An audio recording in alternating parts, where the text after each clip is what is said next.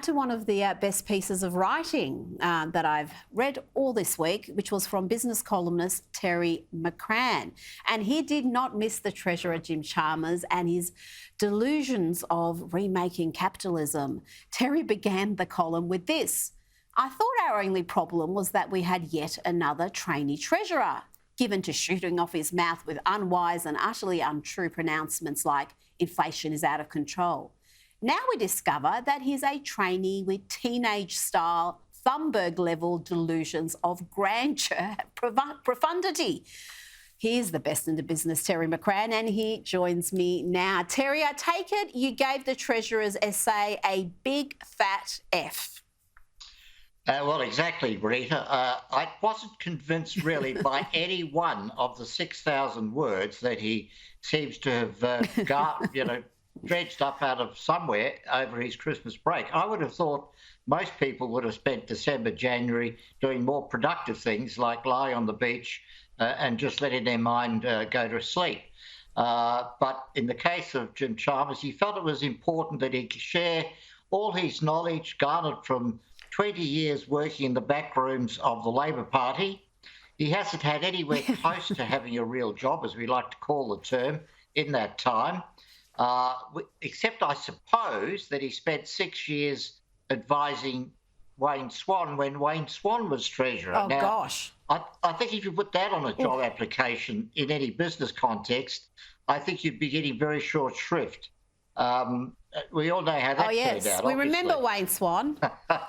Yes, remember the 4 consecutive surpluses he announced that we never saw? I mean, talk about delusions of grandeur. We had it right then. Well, exactly. I don't really mind the delusions of grandeur to some extent, Rita. We all have them. If only he would actually do his day job, which is doing, sort of mundane things like dealing with gas prices, dealing with the budget, dealing with expenditure, dealing with all these needs that we want government to address, cost of living, interest rates, all those things. If only he'd shown that he was a real guru at fixing all those things, or at least thinking about them, then we can let him have his 1 month off to think about how he can actually reform the entire world, which is basically what he was suggesting in his essay. I, Jim Chalmers, 44 years old, with all this wealth of experience and success, now have the answer to all the ills of capitalism, all the ills of our society. So it really was pretty less than impressive. But I think the bigger question, and the more immediate question in some ways, Rita, is this actually going to be government policy? I mean, is this what the Albanese-Chalmers government is going to try and impose on us over the next 2 years? Well, I almost want him to spend more time writing essays because that might stop him introducing new taxes, because there's a policy being considered by the Treasurer. It's one that will send a chill down the spines of every homeowner. The International Monetary Fund is urging Jim Chalmers to tax the family home, which is currently exempt from capital gains tax. I mean, this would be a very brave move indeed. I can't see this happening. What do you think, Terry?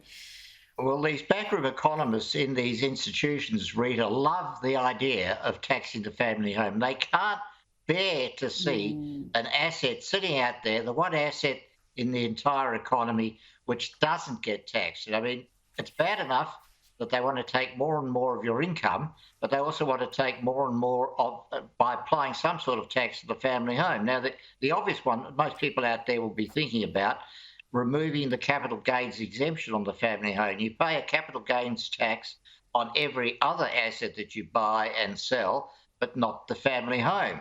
But the proposed level of taxation goes far deeper and is much worse than simply try to apply the capital gains tax. They want to actually tax you as a form of rent on living in your own house.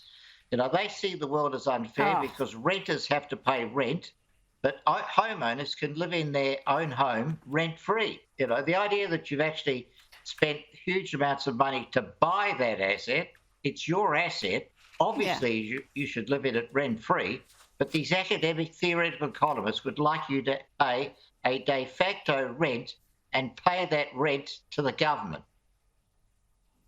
It's madness. You would think it would just be so radical that even a leftist Labor government would say no thank you. Terry McCrann, always a pleasure.